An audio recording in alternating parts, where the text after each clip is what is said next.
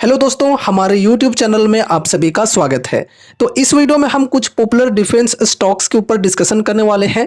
आज के दिन डिफेंस शेयरों में बढ़िया तेजी देखने को मिल रही है। इस तेजी के पीछे रीजंस क्या हैं, ये हम लोग फर्स्ट ऑफ ऑल डिस्कस करेंगे। एंड उसके बाद हम ये भी डिस्कस करने वाले हैं कि देखो गाइज, लंबी गिरावट के बाद आज इन शेयरों में बढ़िया तेजी देखने को मिल रही है। तो इसे लोग समझ रहे हैं कि ये रिवर्सल का इंडिकेशन है। तो क्या सच में ये रिवर्सल की इंडिकेशन है? क्या सच में यहाँ पर अब रिकवरी देखने को हमें मिल रही है या फिर कोई धोखा है? इन चीज़ों को भी डिस्कस करने वाले हैं। ये बहुत ज़्यादा जरूरी है। अक्सर लोग इसी चीज़ में मार खाते हैं। एक लंबी गिरावट अगर चलती है किसी शेयर में और अचानक से फिर बढ़िया तेजी देखने को मिल जाती है एक दिन, तो वहां पर लोग सोचने लगते हैं कि अब यहाँ पर रिकवरी आ रही है। ठीक है, और ऐसे में बिना कुछ सोचे समझे डिसीजंस ले लेते हैं और उनको नुकसान होने लगता है। ठीक है, तो इस चीज़ को समझना काफ़ी ज़्यादा जरूरी है। तो वीडियो के साथ एंड तक बने रहना। सबसे पहले यहाँ पर अगर हम कुछ पॉपुलर डिफेंस पीएसयूज की बात करें तो देखो यहाँ पर लाइक बीडीएल तकरीबन 5% की तेजी देखने को मिल रही है फिलहाल। एचएल के अंदर तकरीबन 3.5% की तेजी, बेल के अंदर 2.5% की तेजी, मजगांव डॉक के अंदर 1.25% के अप्रोक्स है तेजी। फिर यहाँ पर कोचिन शिपयार्ड के अंदर 2.7% की तेजी। फिर गार्डन एज बिल्डर्स के अंदर तकरीबन 4% की तेजी। बढ़िया तेजी है। और ऐसा नहीं है कि सिर्फ यही कुछ स्टॉक्स के अंदर तेजी है, और भी काफ़ी सारे जो डिफेंस स्टॉक्स हैं वहाँ पर भी बढ़िया तेजी देखने को मिल रही है। अब यहाँ पर तेजी के पीछे रीजंस को समझने की कोशिश करते हैं। तो देखो यहाँ पर कही जा रही है भारत की रक्षा कंपनियों Bharat Electronics Limited, Bharat Dynamics Limited, Cochin Shipyard, Mazagon Dock से बिल्डर्स, गार्डन एज बिल्डर्स और हिंदुस्तान एरोनॉटिक्स लिमिटेड के शेयर मंगलवार यानी कि आज की बात हो रही 4 मार्च को 3% से 9% के बीच लाभ के साथ कारोबार कर रहे हैं। अब यहाँ पर देखो आगे कही जा रही है, यह कदम यूरोपीय रक्षा कंपनियों में रात भर हुई जोरदार तेजी के बाद उठाया गया है, जबकि उस दिन अधिकांश वैश्विक इक्विटी में भारी गिरावट आई थी। तो देखो यहाँ पर जो हमारे डिफेंस शेयर्स हैं उनमें बढ़िया तेजी क्यों देखने को मिली है? क्योंकि यहाँ पर रातों रात ये जो यूरोपियन डिफेंस स्टॉक्स हैं इनमें बढ़िया तेजी आई है। ठीक है, और उस दिन पूरे ग्लोबल इक्विटी मार्केट्स की बात करें तो भारी गिरावट थी, लेकिन यहाँ पर यूरोपियन डिफेंस स्टॉक्स हैं इनमें जोरदार तेजी आई। साब एबी, राइन मेटल एजी, बीएई सिस्टम्स पीएलसी, लियोनार्डो जैसे यूरोपीय रक्षा शेयरों में रात भर में 15% से 20% तक की उछाल आई। ठीक है, गोल्डमैन सैक्स के यूरोपीय रक्षा शेयरों में भी 15% की उछाल दर्ज की गई, जो रिकॉर्ड ऊंचाई पर पहुंच गया।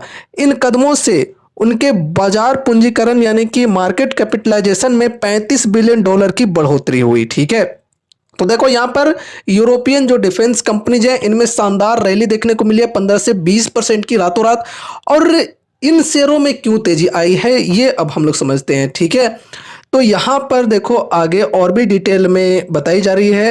यहाँ पर कही जा रही है क्षेत्रीय नेताओं द्वारा सैन्य खर्च बढ़ाने के वादे के बाद यूरोपीय रक्षा शेयरों में उछाल आया। ठीक है, तो यहाँ पर क्या कही जा रही है, जो क्षेत्रीय लीडर्स हैं उनके द्वारा सैन्य खर्च यानी कि जो डिफेंस में स्पेंडिंग है इनको बढ़ाने के वादे के बाद यूरोपियन जो डिफेंस शेयर्स हैं इनमें उछाल आया।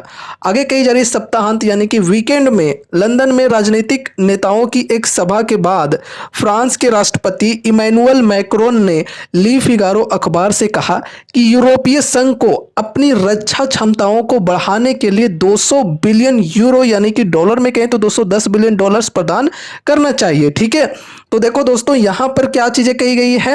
ये जो फ्रांस के राष्ट्रपति हैं इमैनुअल मैक्रोन, इन्होंने एक अखबार का नाम यहाँ पर दिया हुआ है ली फिगारो, इनसे कहा कि यूरोपीय संघ को अपनी जो डिफेंस कैपेसिटी है इनको बढ़ाने के लिए 200 बिलियन यूरो यानी कि अगर हम डॉलर में कहें तो $210 बिलियन प्रदान करना चाहिए, यानी कि यहाँ पर $210 बिलियन इन्वेस्ट करने की बातें की गई है। ठीक है, काफ़ी बड़ी इन्वेस्टमेंट है।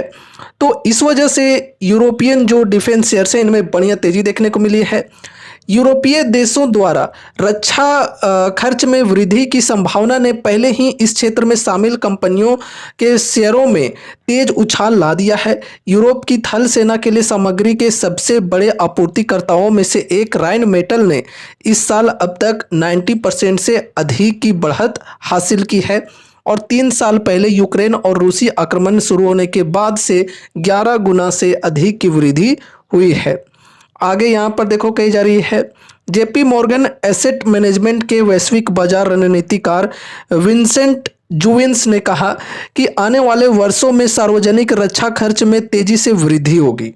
ठीक है, यहाँ पर ये चीज़ें भी कही जा रही है कि आने वाले वर्षों में सार्वजनिक जो डिफेंस स्पेंडिंग है इसमें तेजी से वृद्धि होगी, भले ही यूक्रेन में शांति 2025 तक संभव हो, सहयोगियों के बीच हालिया कूटनीतिक टकरावों के बावजूद। ठीक है, तो कुछ इस प्रकार की यहाँ पर एक्सपेक्टेशन की गई है। यूरोपीय आयोग की अध्यक्ष उर्सुला वॉन डेर लेयन ने कहा कि समूह जल्द ही लंदन में नेताओं के एक शिखर सम्मेलन के दौरान यूरोप को फिर से सशस्त्र करने की योजना पेश करेगा। ठीक है, तो काफ़ी सारी यहाँ पर पॉजिटिव न्यूज़ देखने को मिल रही है यूरोपियन डिफेंस कंपनीज को लेकर। तो इस वजह से यूरोपियन डिफेंस शेयरों में बढ़िया तेजी देखने को मिली रातों रात, और उसका इम्पैक्ट हमारे जो डिफेंस कंपनीज हैं उनके ऊपर भी पड़ते हुए देखने को मिला है। तो ये है बेसिकली तेजी के पीछे रीजंस। अब देखो दोस्तों, जैसा कि मैं आपको अक्सर कहा करता हूं कि अगर किसी शेयर में न्यूज के बेसिस पे तेजी आती है तो आपको वहां पर ध्यान रखने वाली जरूरत ये होती है कि उस तेजी के पीछे भागना नहीं चाहिए। ऐसा नहीं है कि चलते हुए गाड़ी में आप लोग बैठ जाओ, तो ऐसे में नुकसान होने के चांसेस काफ़ी ज़्यादा होते हैं। ठीक है, देखो न्यूज के बेसिस पे अगर किसी शेयर में तेजी आती है तो वो तेजी टिकाऊ नहीं होती है। मैं अक्सर कहा करता हूँ टिकाऊ तेजी हम उसे ही कहते हैं जो कि अर्निंग्स के बेसिस पे हो। ठीक है, तो देखो अभी क्या यहाँ पर हम इसे ये समझें कि अब रिवर्सल आ रही है, रिवर्सल की ये इंडिकेशन है? बिल्कुल नहीं। देखो दोस्तों, रिवर्सल के लिए वैसे कुछ बड़े रीजंस भी होने चाहिए और पूरा का पूरा बाजार भी पॉजिटिव होना चाहिए हमारा। अभी बाजार में अनसर्टेनिटी बनी हुई है, अभी बाजार के अंदर रिकवरी हम नहीं कह सकते कि हमारे बाजार में रिकवरी आ गई है या फिर एक दो दिन में आ जाएगी। अभी काफ़ी सारी चीज़ें हैं ग्लोबल बेसिस पे जिसके वजह से हमारे बाजार में उठापटक चल रहा है। ठीक है, तो बाजार में अनसर्टेनिटी बनी हुई है। जब तक बाजार में पॉजिटिविटी नहीं आएगी, जब तक एफआईआईज वापस से खरीदारी करने नहीं लग जाएंगे हमारे बाजार में, तब तक यहाँ पर इस प्रकार की चीज़ें बनी हुई रहेंगी। ठीक है, तो बढ़िया रिकवरी, बढ़िया रिवर्सल हम तभी कह सकते हैं जब पूरा बाजार का जो मूड है वो पॉजिटिव हो, और साथ ही साथ अर्निंग्स के बेसिस पे अगर किसी शेयर में तेजी आता है तो ही हम उसे टिकाऊ तेजी समझकर चलते हैं, टिकाऊ तेजी मानकर चलते हैं। अब देखो, जैसा कि यहाँ पर आप लोग खुद एग्जाम्पल में देख रहे हो शेयरों के अंदर, जैसे कोचन शिपयार्ड में देखो बढ़िया तेजी आई मॉर्निंग में, लेकिन फिर देखो यहाँ पर पीक बनने के बाद कहाँ गया प्राइस गिरकर, देखो इधर आ गया है। ठीक है, प्रॉफिट बुकिंग होने लगी। उसी प्रकार से मजगांव डॉक के अंदर भी देख सकते हो तेजी बढ़िया आई, और फिर यहाँ पर देखो पीक बनने के बाद तकरीबन 2271-72 का यहाँ पर हाई लगा, एंड उसके बाद देखो यहाँ पर प्राइस गिरकर कहाँ पे आ गया। ठीक है, सेम टू सेम इन सभी शेयरों में हमें देखने को मिल रहा है। प्रॉफिट बुकिंग जो है वो लगातार यहाँ पर चलते हुए देखने को मिल रहे हैं। तो देखो न्यूज के बेसिस पे जो तेजी आती है वो तेजी टिकाऊ नहीं होती है, ये मैं अक्सर कहा करता हूँ।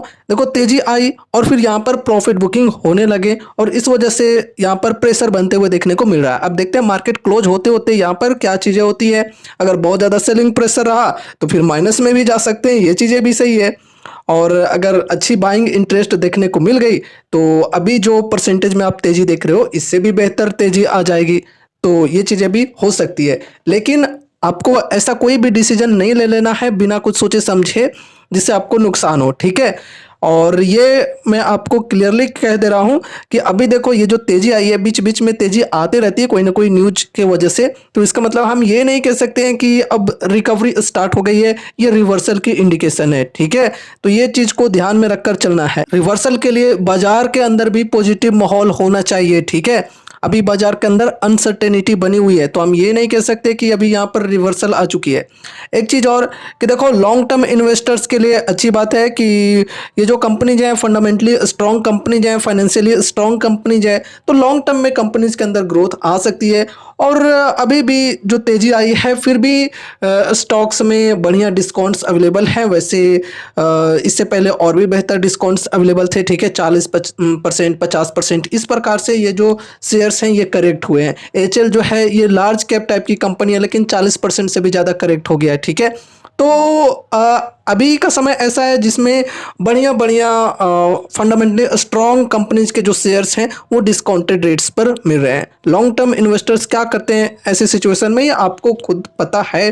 वैसे मैं आपको ज़्यादा कुछ बोल नहीं सकता, यहाँ पर मैं आपको सिर्फ एजुकेशनल पर्पज से चीज़ों को समझा रहा हूँ। कोई रिकमेंडेशंस या फिर एडवाइजरी नहीं दे रहा हूँ कि यहाँ पर आपको बाइंग करनी है या फिर सेलिंग करनी है वगैरह वगैरह। अगर आपके फाइनेंशियल एडवाइजर्स हैं तो उनसे एक बार कंसल्ट जरूर से कर लेना, और अगर फाइनेंशियल एडवाइजर्स नहीं है तो अपनी स्टडी अपनी एनालिसिस के अनुसार ही कोई इन्वेस्टमेंट रिलेटेड डिसीजंस लेना। ठीक है, तो ये रही हमारी आज की वीडियो। उम्मीद है कि इस वीडियो के माध्यम से आपको कुछ यूजफुल इन्फॉर्मेशंस मिलेंगे। तो वीडियो को लाइक करके चैनल को सब्सक्राइब कर देना, और मिलते हैं अगले नए वीडियोज के साथ। तब तक के लिए बाय बाय।